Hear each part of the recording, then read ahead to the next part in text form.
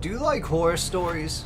Because there are certain films that leave a mark on popular culture, etching themselves into the collective consciousness. For many, it's the scares, the thrill of seeing the horror brought to life on the big screen. But sometimes the line between fiction and reality blurs in terrifying ways. So if we rewind to 1988, when a seemingly harmless red-haired doll entered the world, its name? Chucky.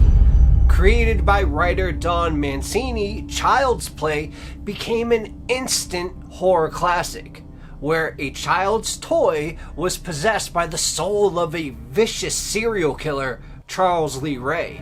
And the film series followed, Chucky's twisted antics as he wreaked havoc on unsuspecting families. With its mix of dark humor and spine-chilling terror, it wasn't long before Chucky became a household name, joining the ranks of horror icons like Freddy Krueger and Jason Voorhees. But something far more disturbing was waiting just around the corner. Because while Child's Play terrified audiences for over 3 decades, what most people do not realize is that this fictional tale of a killer doll inspired 2 horrifying real-life crimes. And these weren't just your ordinary crimes. They were brutal, senseless acts of violence that shocked the world and forever changed the way people viewed Chucky. So out of these 2 stories, let's begin with the first.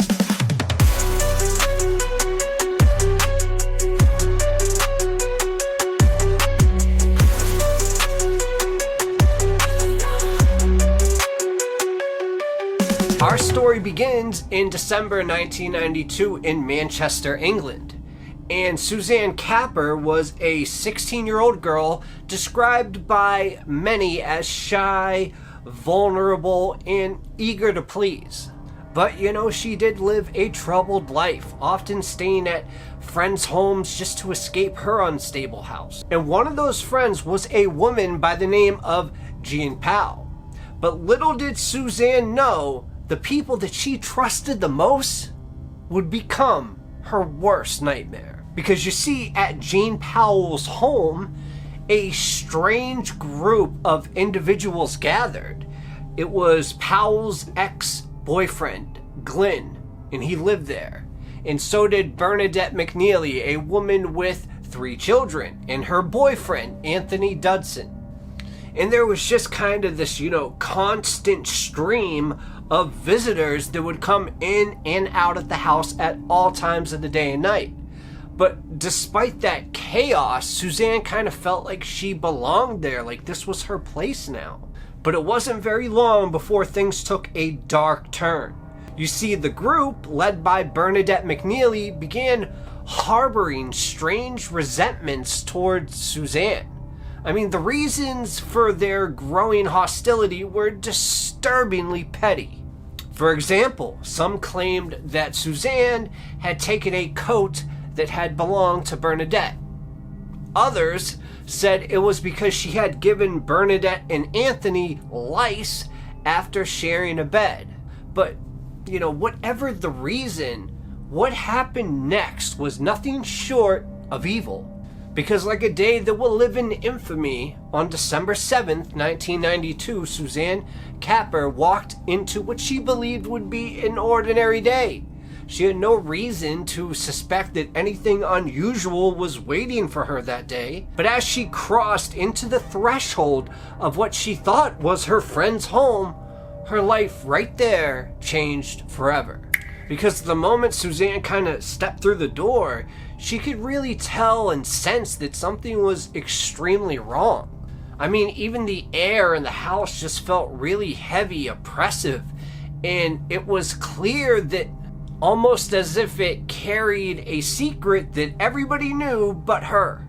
And really, before Suzanne could even get her head around anything and react, her so-called friends, people that she trusted, turned on her with this aggression so sudden, so brutal, that she could barely process what was going on. And some could say that it began innocently enough though, maybe just a push or a cruel laugh as though it was some kind of a twisted joke.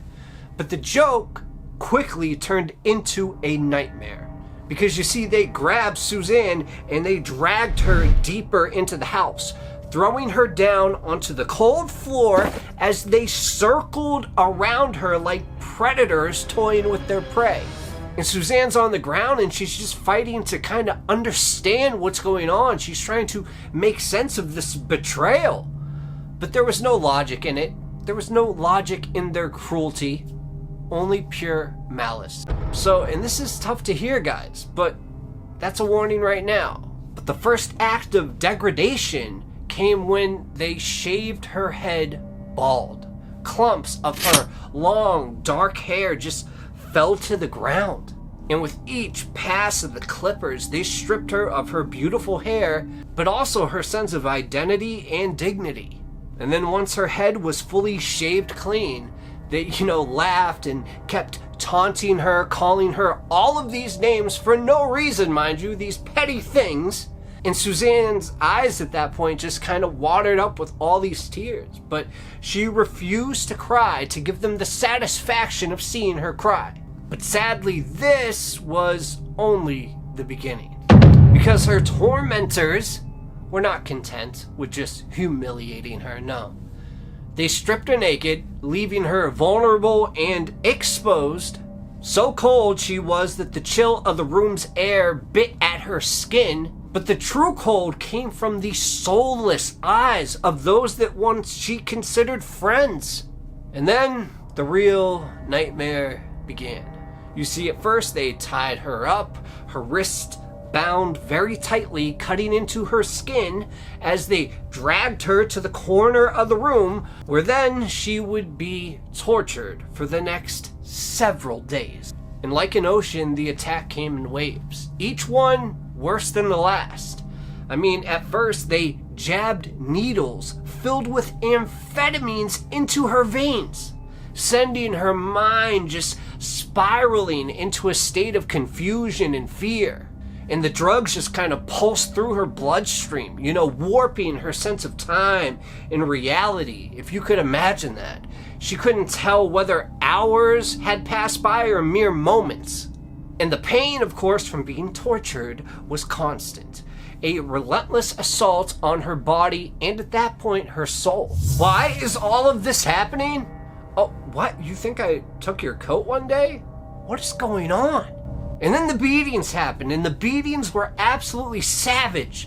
I mean, they grabbed whatever they could find, wooden spoons, belt buckles, anything that could be used as a weapon just to hurt her and to break her will further and further down.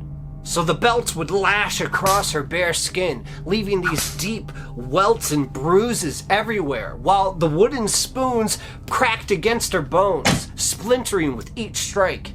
And she didn't cry, but at this point the pain was overwhelming, so Suzanne's screams filled the room. But no one, absolutely nobody, came to help. They only mocked her pain, laughing at her suffering. Oh, and then there were the burns. Yep, the cigarettes, their glowing tips inches away from her skin before pressing them in against her flesh, searing with this intense heat. So at this point, as you know, the smell of skin just filled the air. Suzanne cried out as each burn left her body marked with pain. But the worst part of it was not the physical agony. It was the psychological torment that they were putting her under. And throughout the endless hours of torture, they played a song. And they played this song on repeat. A twisted, nightmarish track that would haunt her for every waking moment. And that's where the theme of today's video comes in.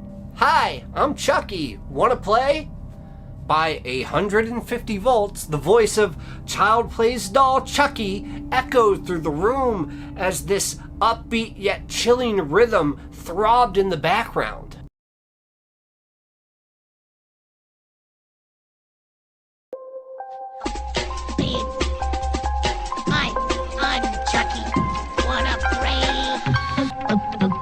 And of course, the lyrics were meant to entertain. But in this house of horrors, they took on a new, sinister, horrible meaning. And Bernadette, one of the main instigators for no reason, she would lean in really close, her breath hot on Suzanne's ear, and she would whisper this chilling phrase over and over and over again. "Chucky's coming to play." Over and over and over and over, like a broken record. Bernadette taunted her, saying it with this twisted glee in her face. The words were so much until it just drilled into Suzanne's brain, each syllable deepening her despair. And the sound of Chucky's voice, once fictional, became all too real. It was a soundtrack now that had become pure torment. And mind you, not for seconds, moments, minutes, or hours, but for days. Suzanne's world became a blur of this pain and terror and torment, a walking nightmare from which she could not escape. And in this nightmare, the house was her prison. And the tormentors, who were once her friends, were relentless. And the pain of betrayal might have been the worst thing. But even worse, every single time Suzanne thought that the torture was over and that she had endured the worst that they could possibly throw at her, they found new ways to hurt her, to break down her spirit. I mean, she longed for it to all end, but the end would not come. At least, not yet. Now, I want you to imagine being a young woman or man, early in life. You have everything to look forward to, and you love your life a lot. And for somebody over the course of days, almost a week, to break down your spirit so much to the point where you are praying to God that it just all ends. Imagine how much pain she was truly in. So finally, after nearly a week of unimaginable suffering, the group decided it was time to finish what they had started. So they decided to grab Suzanne and then literally drag her from the house, her body limp and broken at this point, and they shoved her into the car. And she was, of course, at this point too weak to resist. Her mind, of course, way too shattered now to even comprehend what was going on or happening. So what they did, because they're so smart, is they drove her to this very secluded area, far from the eyes of anyone who, might help Suzanne. And once they did this, they stopped right near this little patch of woods.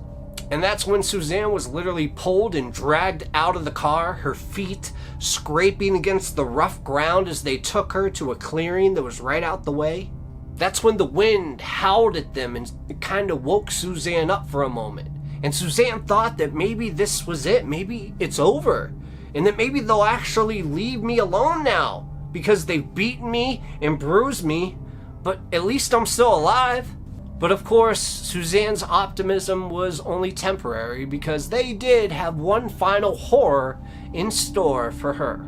Like something you would see out of a horror movie, they doused her whole body in gasoline. The acrid scent was just filling up her nostrils. I mean, she was literally soaked from head to toe, and the liquid was just kind of clinging to her skin like a death sentence. And at this point, she tried to scream, but her throat was far too raw from the days of crying out. So her body just stood there and shook in fear as the realization set in. Then, in one single cruel act, they lit a match. And before you knew it, flames engulfed her. I mean, the fire consuming her clothes, her skin, her hair. The pain, as you could imagine, was beyond anything she had ever imagined. It felt as though her entire body was being devoured inch by inch. But even in the face of such agony, Suzanne fought. And yes, this is a horrible story, but if you're still watching, you're going to be glad you did, because this ending is truly crazy. She fought at this point with every ounce of strength that she had left. She was on the reserve tank, but she was still fighting. And at this point, all of her friends had left. And through nothing but sheer willpower, Suzanne literally crawled while her body was lit on fire. And her skin was blistering and peeling. But she ended up crawling, with all of this going on, toward a nearby road. And of course, each movement, each grab of grass and dirt was excruciating. But she refused to give up. Because hell had no fury like a woman scorned, right? And her determination to survive, to make sure her attackers paid for what they have done to her, was stronger than the fire that was literally consuming her. And by some miracle, a passing motorist saw her and rushed to her aid.